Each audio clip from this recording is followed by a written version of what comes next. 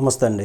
భావ ప్రకటన స్వేచ్ఛపై సుప్రీంకోర్టు ఇచ్చినటువంటి తాజా తీర్పు ఏపీలోని కూటమి ప్రభుత్వానికి చెంపపెట్టేనన్నటువంటి అభిప్రాయము సర్వత్రా ఇప్పుడు వ్యక్తమవుతున్నటువంటిది.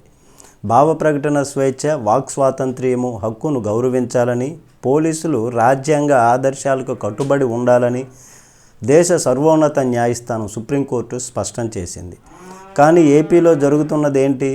రెడ్ బుక్ రాజ్యాంగం ఏలుతుంది పరిస్థితి, విధ్వంసాలు, అట్లాగే అనేకమైనటువంటి హింసలు ప్రేరేపితమైనటువంటి చర్యలు జరుగుతున్నటువంటి పరిస్థితి ఇప్పుడు అందరికీ తెలిసినటువంటి విషయం. అయితే గతంలో వైసీపీలో కూడా ఇదే మాదిరిగా కొంతవరకు ఉండొచ్చు, కానీ ఇంత ఎక్కువగా కాదు అనేటటువంటి అభిప్రాయం ఇప్పుడు సర్వత్రా వ్యక్తం అవుతున్నటువంటిది. కానీ ఇంకా ఇప్పటికీ ఇది ఇలాగానే కొనసాగుతుంది.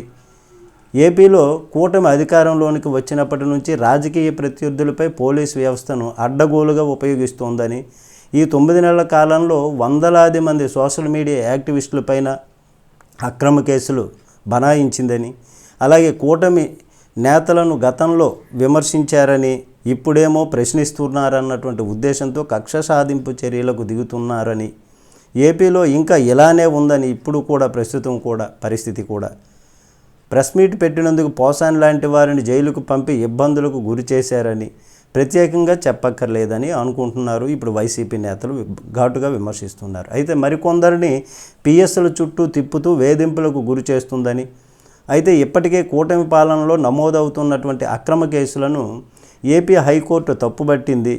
సోషల్ మీడియాలో పోస్టులు పెట్టడాన్ని భూతద్దంలో చూడడం ఆపాలని ఏపీ పోలీసులకు హితవు పలికింది.